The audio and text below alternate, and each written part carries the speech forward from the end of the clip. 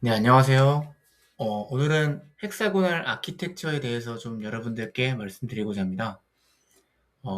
IT 개발 아키텍처 중에서도 유지보수성과 테스트성이 가장 높은 구조로 유명한 바로 이 헥사고널 아키텍처인데요.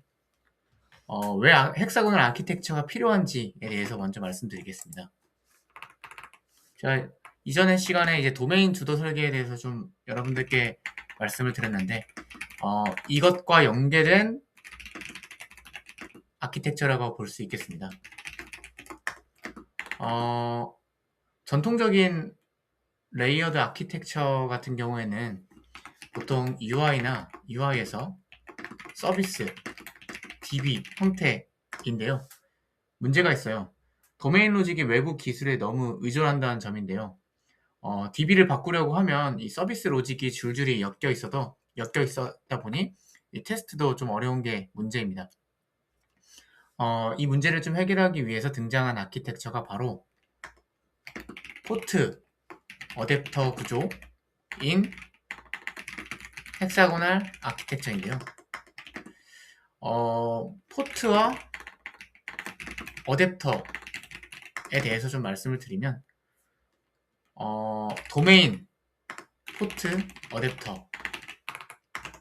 도메인이라는 것은 결국 중심이고 변경되지 않는 가장 중요한 비즈니스 로직 규칙이라고 볼 수 있겠습니다. 그리고 포트라는 것은 도메인이 외부 세계와 통신할 수상 인터페이스를 의미하고, 어댑터라는 것은 실제 기술 구현체인데요. 여기서 DB라든지 메시지 큐, REST API와 같은 이 통신 형태로 가는 형태로 이제 어댑터를 활용해서 한다고 볼 수 있겠습니다. 즉 도메인은 외부 기술을 직접 알지 못합니다. 외부가 도메인을 알아서 맞춰주는 형태죠. 그래서 외부에서 도메인으로 이제 참조한다라고 생각하시면 됩니다. 그래서 도메인이라는 것은 결국 순수 비즈니스의 규칙, 핵심이죠. 그리고 이제 포트에서도 종류가 있는데요.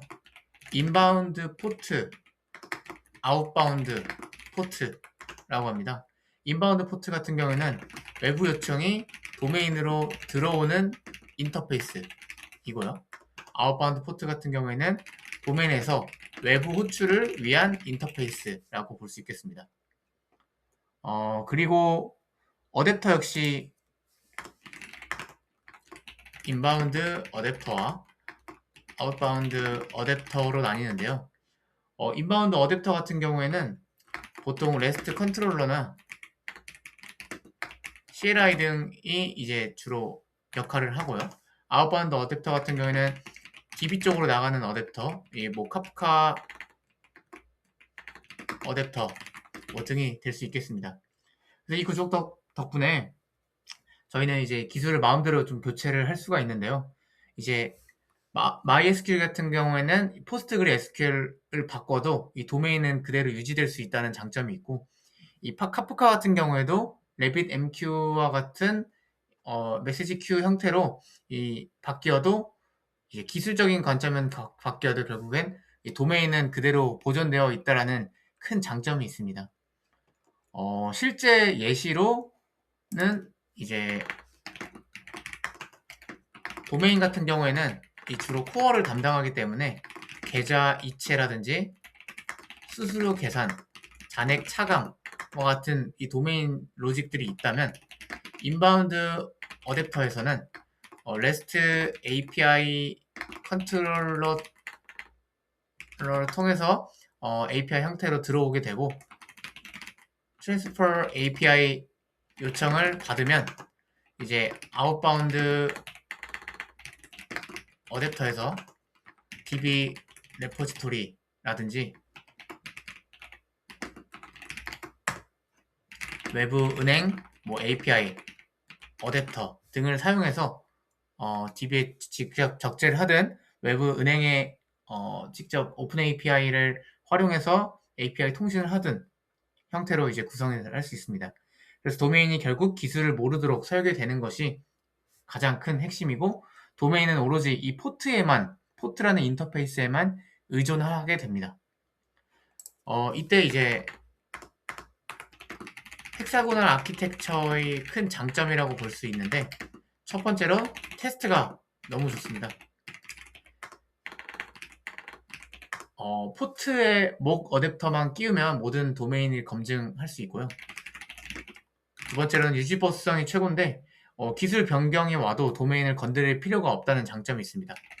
유연성과 확장성 증가도 있는데요. 여러 종류의 어댑터를 쉽게 추가할 수 있고, 레스트나 이제 통신 같은 경우에는 레스트나 뭐 GraphQL, 뭐 gRPC라든지 와 같은 이제 다양한 방식으로 이제 통계 이제 할 수 있고, 그다음 마지막으로는 이제 이 DDD 도메인 중심 설계와 또 이제 잘 맞다고 볼 수 있겠습니다. 이거는 이제 한 블로그에서 좀 따온 건데요. 구조가 이렇게 되어 있습니다. 이제 도메인 비즈니스 로직이 있고, 이것을 감싸는 애플리케이션이 있고, 이 포트라는 거를 통해서 인터페이스가 이제 어댑터 형태로 클래스로 이제 구성이 되어 있는데, 이 포트에는 이제 레퍼지토리 인터페이스가 있고, 메시징 인터페이스가 있고, 그 외에 이제 서비스에 대한 인터페이스가 있습니다. 그리고 이 어댑터 클래스를 통해서 직접 이제 DB와 접근들을 하고, 그 다음에 이제 카프카 쪽 메시지 브로커를 통해서 이 어댑터 클래스를 활용해서 프로듀서와 컨슈머를 한다고 보시면 되고, 실제 이제 클라이언트 브라우저나 앱 같은 경우에서는 이 컨트롤러의 인바운드 어댑터를 통해서 이 서비스를 타고 구성을 한다고 생각하시면 됩니다. 결국에는 이 도메인 비즈니스 로직은 변하지 않는 상태에서 이 바깥에 있는 이 기술은 얼마든지 변하게끔 할 수 있다. 이것이 이 헥사고널 아키텍처의 철학이라고 볼 수 있겠습니다. 헥사고널 아키텍처는 결국 이 기술 변동성으로부터 도메인을 보호하는 구조인데요. 여러분이 이제 금융이라든지 이제 보험, 뭐 은행과 같은 대규모 시스템을 설계한다면 거의 이제 필수적으로 고려할 수 있는 구조라고 볼 수 있겠습니다. 네, 이상 이제 헥사고널 아키텍처에 대해서 소개해드렸습니다.